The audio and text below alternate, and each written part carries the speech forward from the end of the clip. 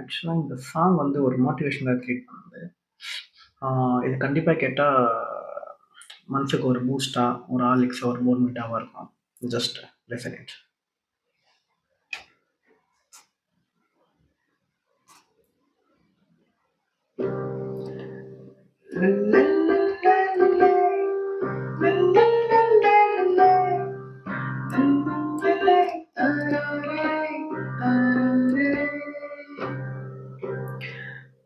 உடையாமல் எந்த வாழ்க்கையும் போகவில்லை.